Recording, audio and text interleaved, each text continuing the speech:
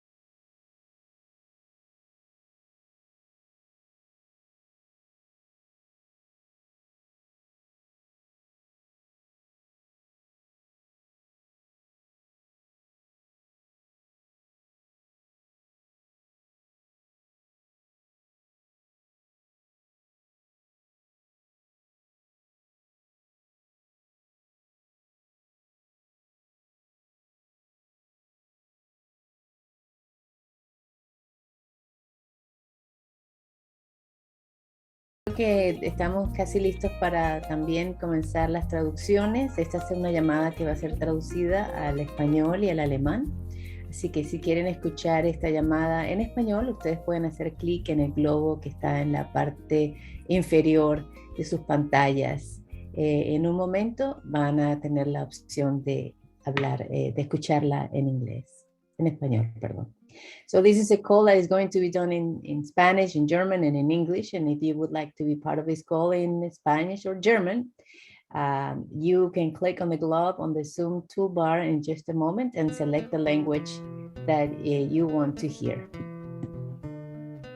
Dieses weltweite Treffen wird ab jetzt gleich auch auf Deutsch und auf Spanisch übersetzt. Um diesem zu folgen, klicken Sie bitte auf die kleine Weltkugel, die sich unten rechts am Rand des Zoom-Bildschirms befindet, und dann treffen wir uns gleich im deutschen Kanal wieder.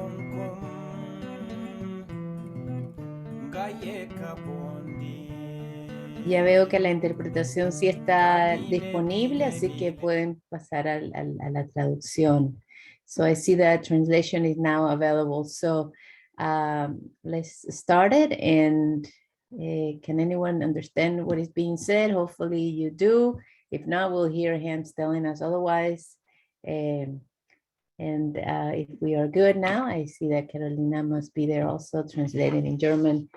So let's begin our call in our different channels. So, and I would like to introduce you now to Sister Nana Furman, who is going to ground us in a spiritual practice. Nana, welcome. Gracias, Neri. Well, salam and greetings of peace, everyone. I'm Nana Furman, and I'm a Green Faith Senior Ambassador. Together, we are gathering for the launch of the sacred season of climate justice. We acknowledge that around the world, many of us who are not indigenous live on lands that were taken through settlers' colonialism. Even now, land is still being taken by corporations, leading to continued loss of cultures, livelihood, and life. The land itself is crying out because we are taking from it rather than living in the right relationship with the earth. That gives us all we need to live. And we acknowledge the pain and suffering, the loss of habitat, damage to soil and air and water. Even as the earth is desecrated, we acknowledge that the values of care and reciprocity with the earth have been disrespected, as have the people who practice these values. In making this acknowledgement, we lift up our desire to live in respect, peace, and right relationships with the earth and with one another. We are mindful of broken covenants and promises made to and with indigenous peoples around the world. By making this land acknowledgement, we are honoring the land and indigenous heritage everywhere, which dates back over 10,000 years and continues still. And we seek to remember that we belong to the land and to each other. So in less than 2 months, Muslims around the globe will enter the sacred month of Ramadan. Attaining taqwa is the purpose given in the Holy Quran for fasting during this sacred month. O you who have believed, fasting is prescribed for you as it was prescribed for those before you, and you may develop God consciousness. That's from the Holy Quran, chapter 2, verse 183. The Arabic term taqwa is very difficult to translate into a single word in English, but among the possibilities are protections, shield, fear of God, or consciousness of God.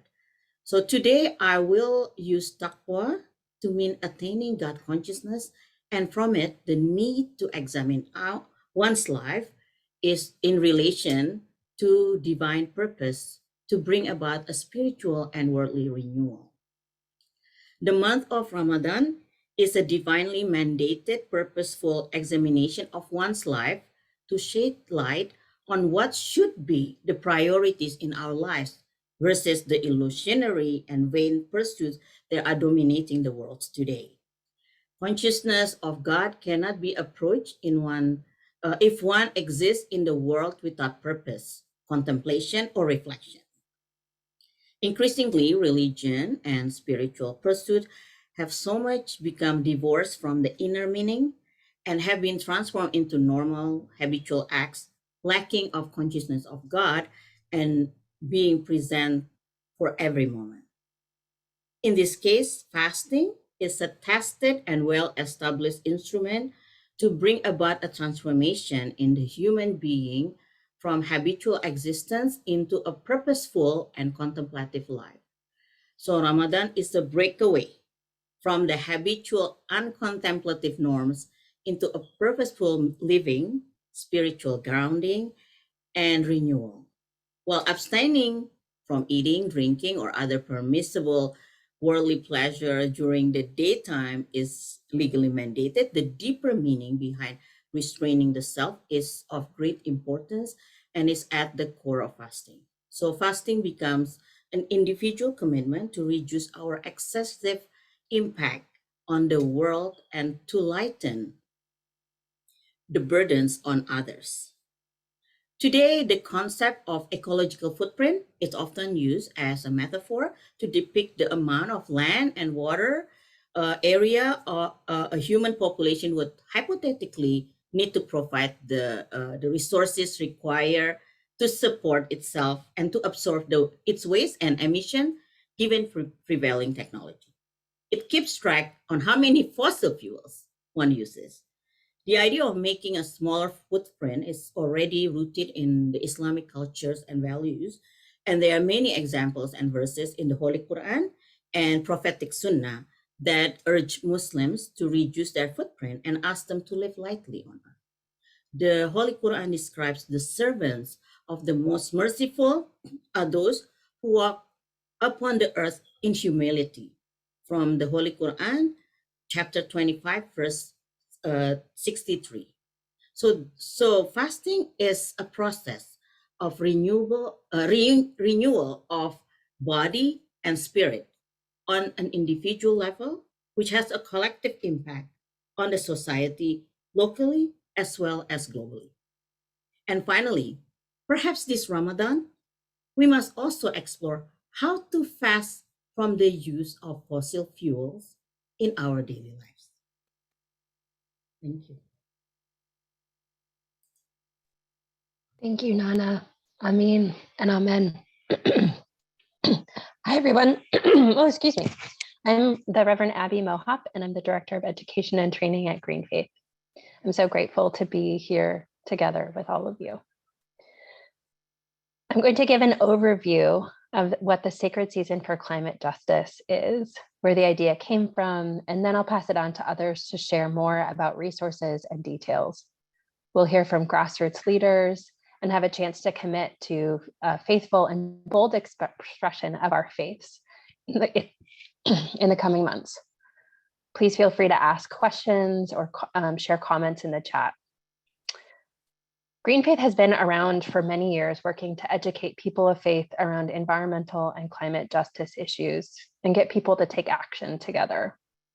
When we have looked around at the world, we have seen worsening climate impacts, fires, floods, heat waves, drought, food insecurity, hurricanes, and more. And all of those have had the biggest impact on communities that have already been struggling to survive. We know that the biggest contributors to climate change and environmental degradation are not our individual practices, especially those of us in the developing world. Instead, it is the fossil fuel industry and extractive companies, agribusinesses, and the governments and institutions that have allowed those companies to operate with impunity while they poisoned us all for profit. Around the world, governments and the financial institutions are destroying the planet. They use destructive policies and invest in an economy that destroys life. This destruction is wrong. As people of faith, no matter what background we come from, we know regular people should not be suffering so that big corporations and the governments that enable them can line their pockets. This is against all of our religious and spiritual practices. So collectively, we've seen that the potential has never been better for everyone to have access to renewable energy and hundreds of millions of green jobs to build back fossil-free. We need to build together the community and connections to oppose these systemic forces that were and are destroying us. Together, we need to oppose these corporations and governments and build moral support for a truly just and sustainable energy, for a truly just and sustainable future. A future where everyone has access to clean and sustainable energy, food, and communities that can thrive. A future where we live together in a more just, compassionate, and loving world together. This means building relationships with each other, coming together for meals and community events, and doing our best to change our own practices to be more sustainable. We know, however, that in order to make those personal changes, we need systems to change so that more choices are available to us all. And to do this incredible work together, we need to be sustained by our faiths. The wisdom that our faiths sustain us has been brought up and lifted up by our community again and again. Faith and spirit are foundational to the work we do. Organizers and grassroots leaders in the global green faith community have pointed out that we as people of faith are uniquely positioned to do this work. And a few months ago, a trusted Jewish rabbi, Arthur Waskow, who's on this call today, realized that from March 19 to May 6th this year, there are many major sacred days or seasons, an equinox, Earth Day, and a World Water Day. Together, these days collectively attract billions of people of diverse faiths and spirit to worship, pray, listen to sermons, reflect, and commit to act on what matters most. On March 21st, Baha'is will celebrate the Baha'i New Year. The whole month of April, 1.8 billion Muslims will observe Ramadan, as Nana lifted up, their holiest month of the year, which marks the arrival of the Quran. From April 10 through 17, 2 billion Christians around the world will celebrate Holy Week and Easter, marking Jesus's crucifixion and resurrection and the victory of life over death. A week later, 260 million Orthodox Christians will celebrate their Holy Week. On April 14, 1.3 billion Hindus and 300 million Sikhs celebrate Vaisakhi, which affirms protection from tyranny and injustice and freedom, the triumph of love and good over evil. From April 15 to the 23rd, 15 million Jews observe Passover, the festival of Jewish liberation from slavery in ancient Egypt. From April 21 through May 2nd, Baha'is around the world celebrate the festival of Ridvan, beginning with the most holy day of the year on April 21. On April 22nd, we celebrate Earth Day, engaging over 1 billion people each year. May 6th, 535 million Buddhists observe Vesak, the birth of the Buddha. Would you share in the chat which sacred day you'll be celebrating? And maybe we've missed a sacred day, so add that in the chat too. These days collectively create a season that unites us as people of faith. Rabbi Waskow echoed what we know already, what our communities around the world have said to us over and over again, that we must lean on our faith and boldly demand climate justice. Climate justice means demanding the end of all new exploration and production of coal, the end of new exploration and production of oil and gas, a phase out of fossil fuels, and supporting a just transition. These three things are also the pillars of the Fossil Fuel Non-Proliferation Treaty, which we'll mention again at the end of our call, but we're putting a link to that treaty in the chat now. So in this sacred season, here's what we're going to do together. We're going to build connections between people of faith who are focusing our holy days on climate justice. We're going to root down deeper in our faith, creating theological and spiritual resources for our work, praying, working together, calling out as people of faith. And we're going to demand climate justice. And we'll tell the world about it. This means that people around the world will focus their holy day on climate justice through prayer, rituals, talks, sermons, practice, and action. Already, people around the world are planning. I'm going to stop now in order to make space now for two grassroots leaders to share. And we'll hear first from Sister Kolida Anissa from the Muhammadiyah Student Association in Indonesia. And then we'll hear from Pastor Emmanuel from Cameroon. So Sister Kolida, I need to find you in the participant list and give you the ability to speak. Yes, it's here. Nana, is she here?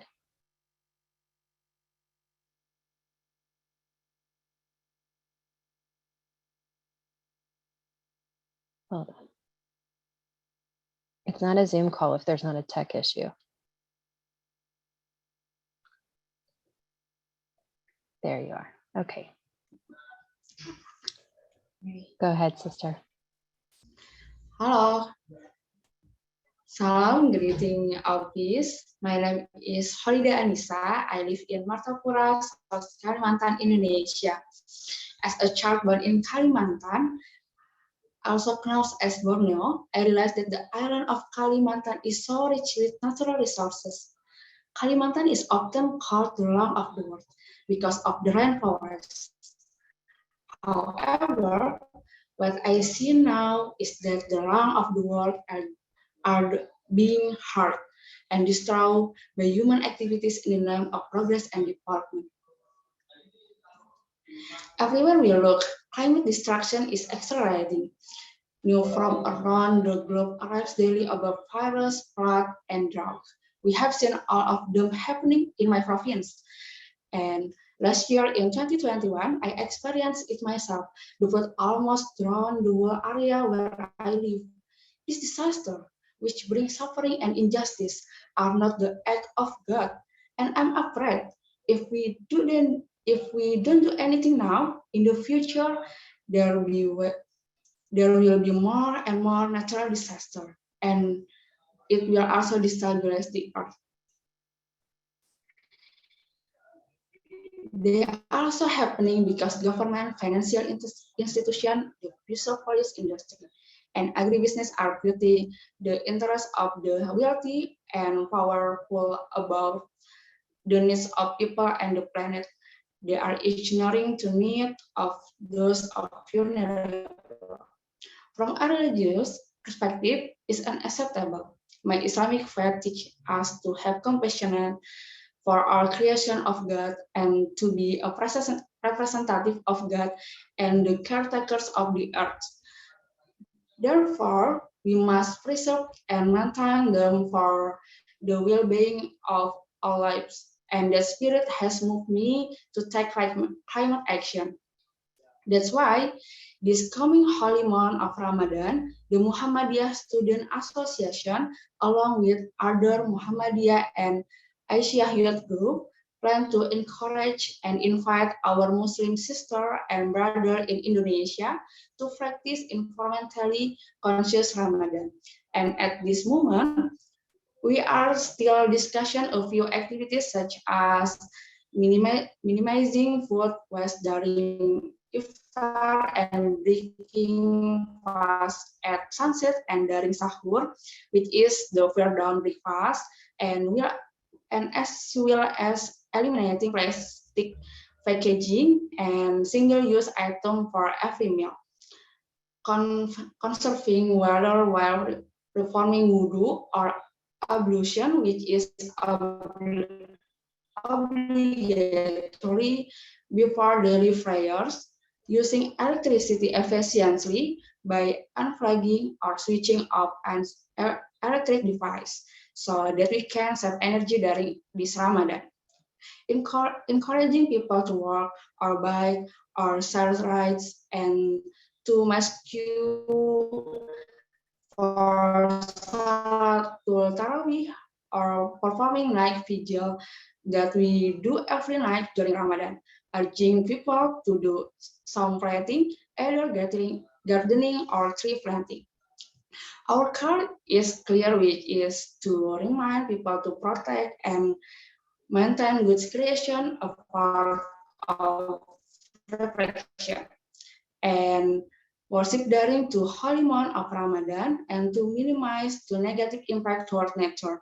Our faith teaches us to love, to be compassionate, to be just, to be wise, but they don't tell us to be compassionate by 2050 or to love starting in 2030. Our faith tells us to love now, to be just now, to be wise now. That is why I'm so excited to welcome this holy month and of Ramadan this year, and to invite my fellow Indonesian youths from diverse religion to stand up and fight for climate justice for all, and to call on our Indonesian government to transition for fossil fuels-based development into more sustainable development. We're also stopping deforestation. I want to see in the future, this earth is like a feast of heaven, which bring coolness and comfort to the entire world. So I hope we can all collaborate for the realization of heaven on earth. Thank you.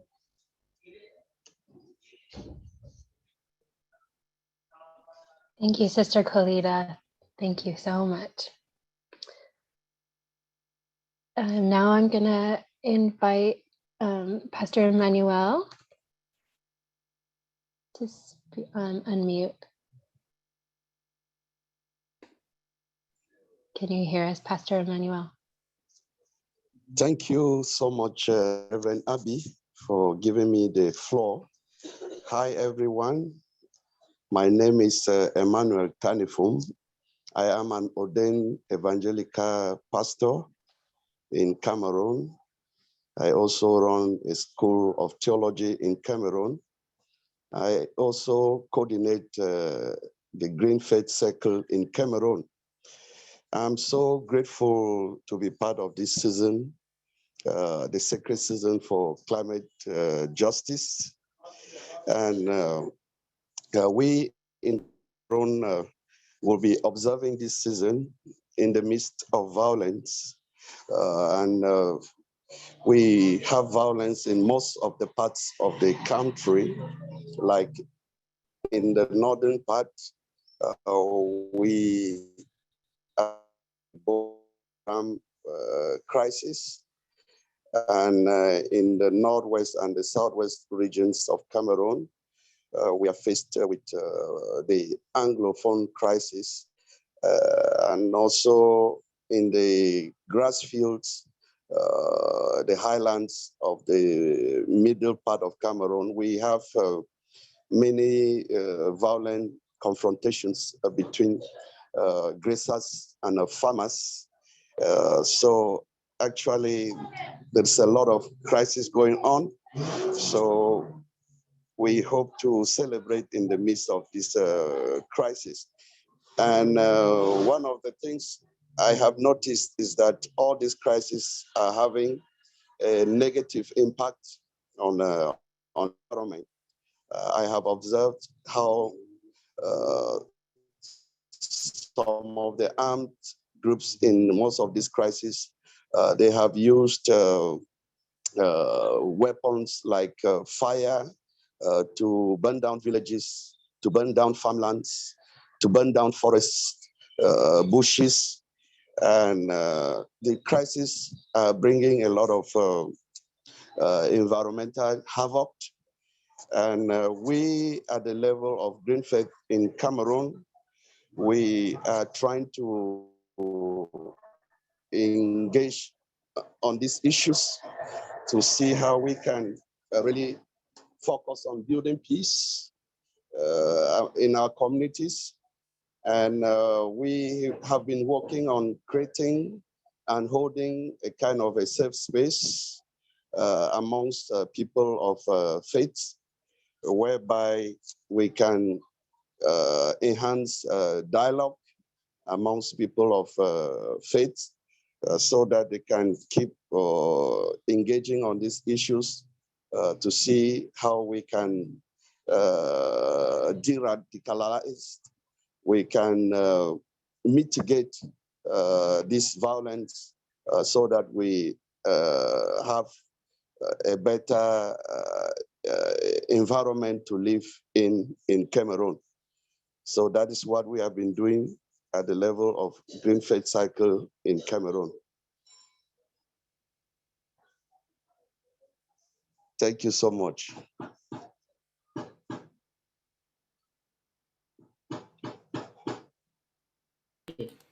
Thank you so much. Thank you so much, Sister Khalida and Pastor Emmanuel, for sharing. That was like wonderful. We're so excited. And as we show up in this sacred season, together we will curate some resources, a web page of multi-faith teachings, rituals, and practices, a map of all the faith-based observances, and space to gather and learn together. So, Christina, can you share more about the library of resources? Sure, thank you, Nana. Hi, everyone. My name is Christina Sinks, and I am a seminary student and organizer for this project. So as Nana shared, on the Sacred Season webpage, we'll have an organized library of resources that will be for groups and individuals to use during their sacred season. And so these kinds of resources would be like rituals, prayers, sermons, songs, poems, could be artwork, Dharma talks, and any other thing that would be helpful for people of faith to use during their holidays or holy days. And I'm really excited about this because there's an opportunity for everyone to share resources, and the library will be much stronger when we all can share resources together and for people around the world to use. So we're asking for your ideas and contributions to these resources. If you have something that you would like to share or lift up, either that you've created or that someone else has created, please share it in the chat now or at the link that has just been dropped in the chat. And yeah, we're really excited about that. So please share what you have, what you've created, or what others have created. The deadline for this is February 26th, and that is so that we can have the library up for people to access by March 1st. And we'll have it organized by faith tradition with a description of each resource, so they're easy for everyone to find and access. And you will all get a link to this in a follow-up email. Rose, can you now share more about the map on the webpage? Yes, thank you, Christina. Hi, everybody. It's so good to be with you today. So one of the really exciting things about doing the Sacred Season for Climate Justice is that we're all going to be doing this together all around the world in community. So once you know how your local community of faith will be participating in the global season, you can add your piece to the map that's on our website. And I'm going to show you that map right now.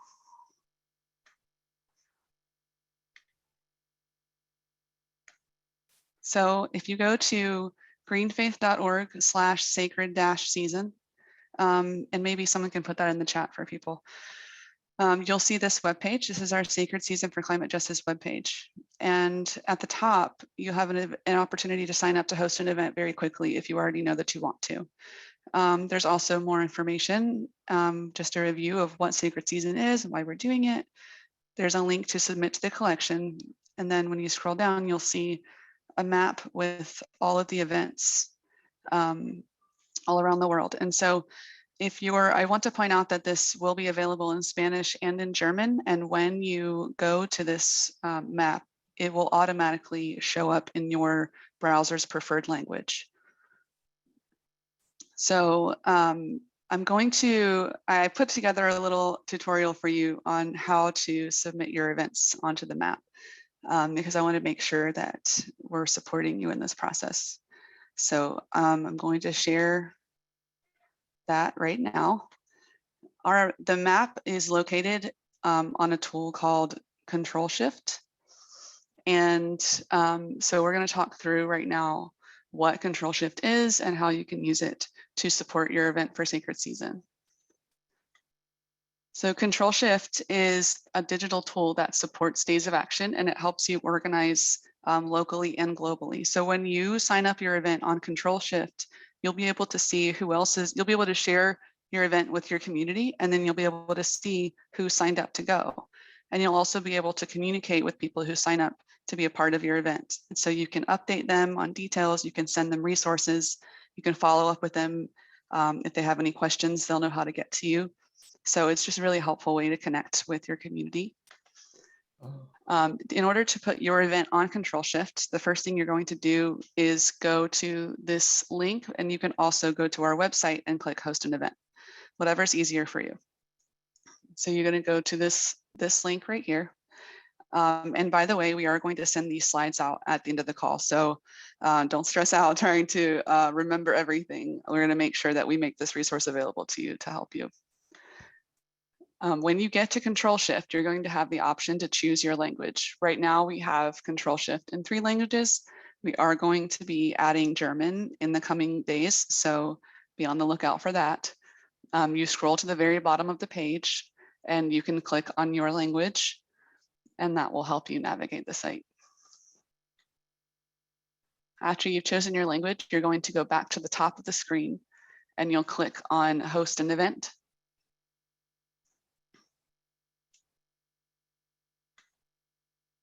And then from there, you're going to be taken to a form to fill out with information about your event. So you'll be asked a series of questions about what you want to name the event and where it's going to be, just some information for people to see when they sign up so they know what they're signing up to do.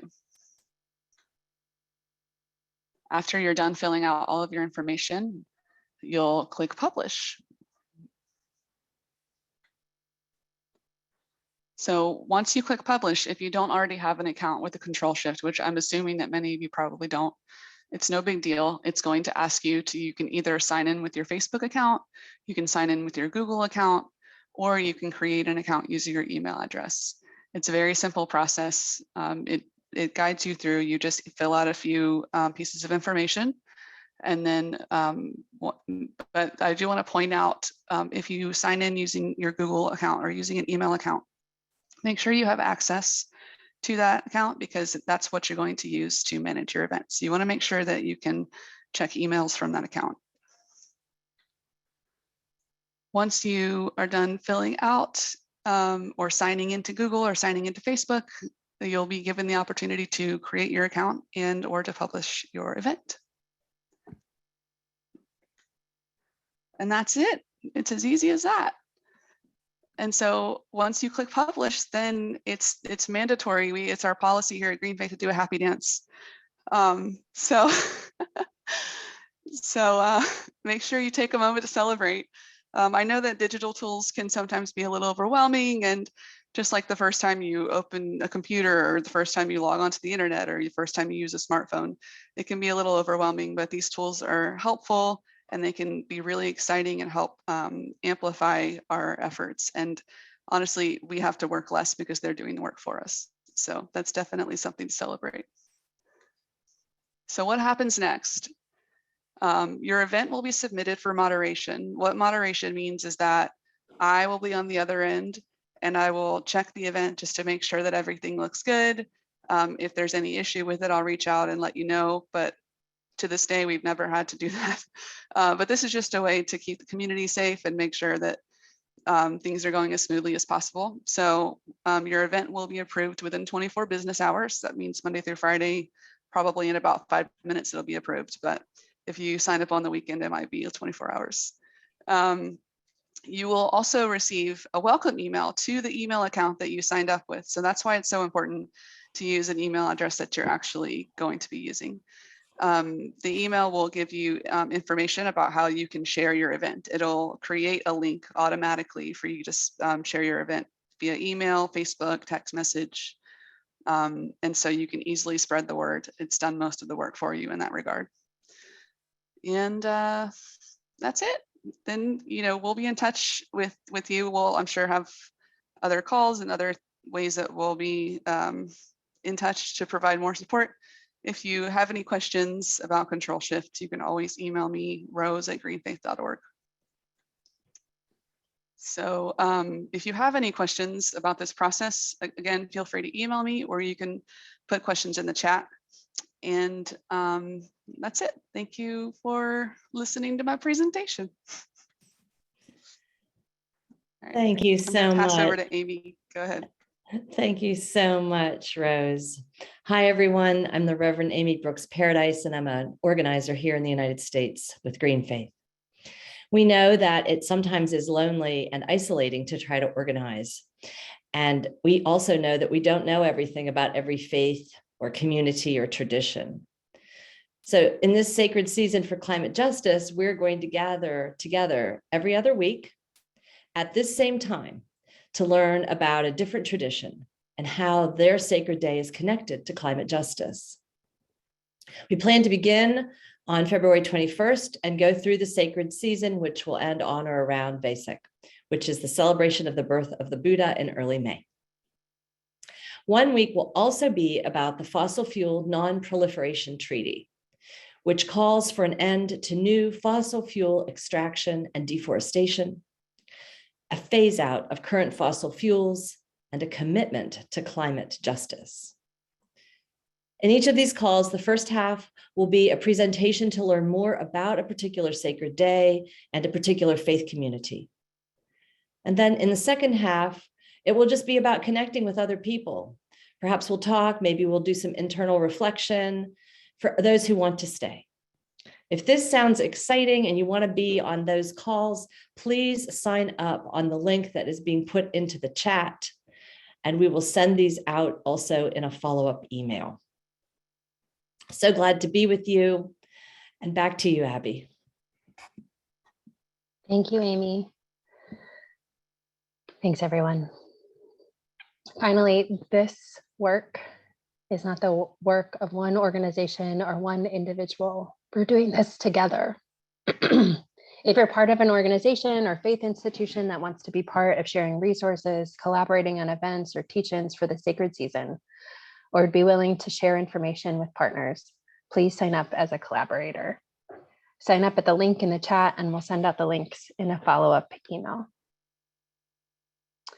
So once all these pieces are in place to connect your faith to the call for climate justice, you'll be connected to people all over the world who are connecting our diverse faiths and tradition through a bold call for climate justice. We're going to share one more example of what it can look like, shared by the organization that Rabbi Waskow founded and is collaborating on. So take it away, Rabbi Nate DeGroot. But I have to get you up and ask you to unmute. But go ahead, Rabbi. Thank you so much, Reverend Abby. Thank you so much to all of you. I'm so grateful to be here and honored to get to present on behalf of the Shalom Center and the project that I'm going to share about. The defining narrative of the Jewish people and of Judaism itself is the story of the Exodus from Egypt. A downtrodden and oppressed people find the courage, the resolve, and the faith to rise up and overturn the systems of oppression and the hierarchies of servitude that had plagued them under the harsh rule of Pharaoh. From a place of constriction, Mitzrayim, the ancient Israelites, a mixed multitude of destitute and determined, destined desert dwellers, step through the narrows and march into the expanse of divine liberation, singing and exalting their way into a wilderness journey of the unknown, trusting their way to the promised land. This liberation story, this story of freedom seeking, is the central story that animates Judaism, and its legacy of liberation is the inheritance of all Jews. And yet, our tradition also teaches that our true liberation has not yet come, as Jews or as a fuller constellation of God's creation. We know that the Exodus liberation was just a taste, a ta'am, of the fuller liberation that is on its way. That the world to come, Mashiach, is still yearning to burst forth, because it's clear that until all of us are free, none of us are free, and because we know that creation itself is still in need of a full redemption, where all of God's creatures get to thrive in dignity and holiness. Each year we celebrate Passover to remember this story, to put ourselves in the shoes of those who came before, but also to acknowledge that we still have work to do. This is what Rabbi Waskow, director of the Shalom Center, understood when he helped to organize the first ever Freedom Seder some 53 years ago on the 1-year anniversary of the murder of Dr. King. This was the first time in history that the tradition of the Jewish Passover Seder was adapted to include not only the liberation narrative of the ancient Israelites, but the liberation narratives of the current moment. The first time contemporary civil rights leaders' voices were woven into the text of our holy celebration. And this is what Rabbi Waskow still understands as he, along with Green Faith, myself, and many incredible partners, have launched a campaign called Exodus Alliance as part of the sacred season for climate justice. Exodus Alliance is a group of multi-faith organizations, faith leaders, and everyday people taking action for climate justice. This Passover, we will be holding street seders, dozens of earth-based freedom seders, the ritual meal of Passover, in front of Chase banks all around the country, because we know that our world and our people cannot be free as long as our earth and the air we breathe is not free. JP Morgan Chase is the world's largest investor in fossil fuels for a number of years running, and so we will challenge the financial underpinnings of this carbon pharaoh, in the words of Rabbi Waskow, with sacred action and righteous ritual. We collectively are calling on Chase to divest from life-killing energies and to invest in life-giving energies. Our website is exodusalliance.org. I will put it in the chat in just a few moments. And that is where you can see all about our campaign, who our partners currently are, and what our aims are. You can read and then hopefully sign our call to action as an individual and or as a representative of an organization. And you can fill out a form to get more involved, including by volunteering to help organize a street Seder near you. We're very excited for these Seders to be multi-faith efforts wherever the relationships on the ground support that, and honor the fact that each Seder will be unique based on the partners and players and organizations who are helping to make it happen. We're committed to supporting organizers of these Seders every step of the way, and alongside a couple of other awesome partners, Dayenu and Jewish Youth Climate Movement, we will be providing trainings and action guides and offering office hours and one-on-one coaching for protest newcomers and seasoned veterans alike to help you all make these Seders happen. Plus, Rabbi Waskow, along with others, will be writing a new Street Seder Haggadah, the ritual storytelling guide that is the central resource for the Passover Seder. And this will be available for people to use during the Seders themselves or around their own Passover tables. And we know that the best way we can make a difference is to help to create these symbolic opportunities for sacred inspiration and hope, mobilizing and empowering people all across the country who are propelled into greater action after seeing so many people lean into their faith traditions this way. And then we are committed to helping to direct those people who are excited to direct them into longer term movements for change and organizations who can help capture that energy and help people apply it to real deep and ongoing structural change. In this way, we are going to honor our own Jewish tradition while showing up for one another and the earth itself. We know that the urgency is great and the opportunity is huge, and we are so excited to be doing this alongside Green Faith and all of you. I'm happy to answer any questions that you might have. Please feel free to reach out to me. I will put my email in the chat as well, and the website for Exodus Alliance and the Shalom Center. Thank you so much for listening and for having me, and I'm thrilled to be doing this work alongside all of you.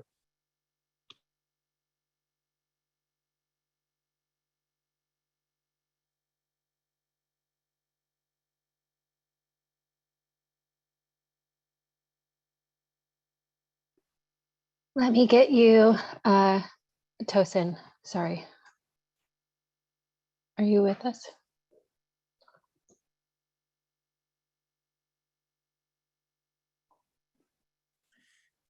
Yeah, thank you very much, Rabbi Nat. Thank you for that great inspirational presentation. My name is Tosin Kolaoli. I'm co-coordinating Green Faith Africa.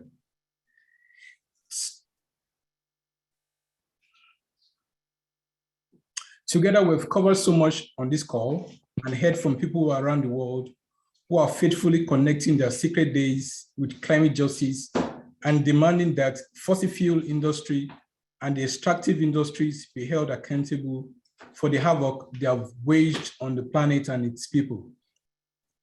So hearing from each other and reflecting on your particular faith.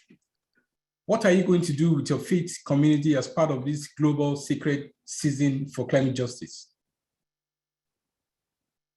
Please take a moment to think about it. What are you going to do?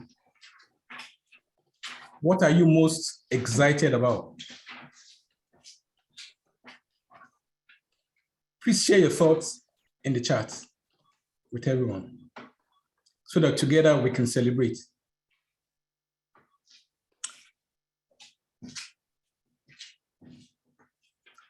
So over to you, Reverend Nedi.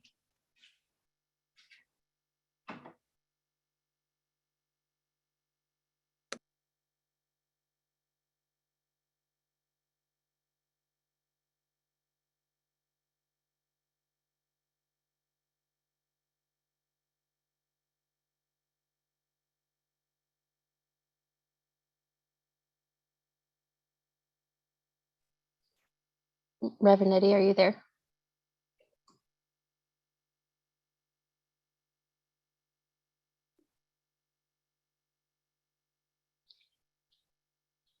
As we're getting Reverend Eddie up, if there are other ways that you want to reflect in the chat about how you'll be part of the sacred season and what you're excited about, you can share that in the chat.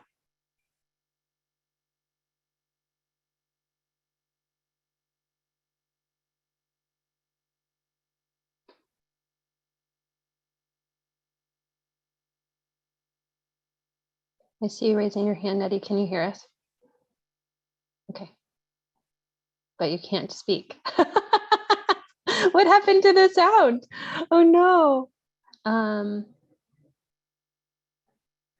Nana, would you like to close us? Yeah. Okay. Thank you for Certainly. taking over for Nettie. Sure, no problem. Well, thank you everyone for joining together, and look for an email with all the links coming in the next day or two. I'm very excited hearing from all the sharing of the testimony, and also looking forward to work together. So let us pause for a moment. Our solidarity crosses many countries and oceans, many faith traditions. Our solidarity is sacred and enriching. In just a moment, we're going to ask you to come off mute so we all can say goodbye to each other in whatever manner we usually say goodbye in our diverse languages or traditions. So friends, peace, paz, shalom, salam, shanti, namaste, ashe. Please unmute yourself and say goodbye. Goodbye. Bye. Goodbye. Thank Bye. you. Bye. Everyone. Bye-bye.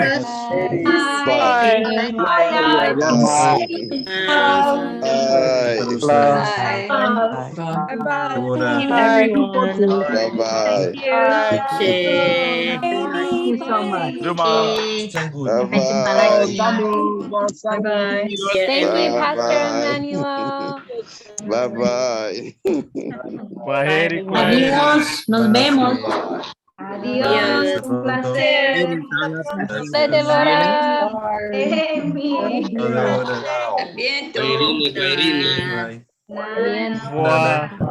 Bye-bye all. Bye-bye all. Bye-bye. Yes. Bye-bye. Bye-bye. Bye-bye. Bye, everyone.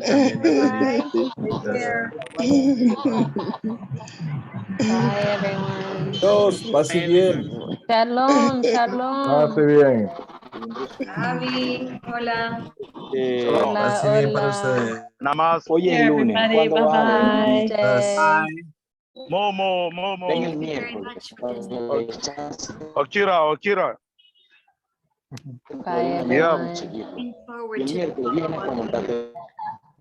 with all the links. Soon.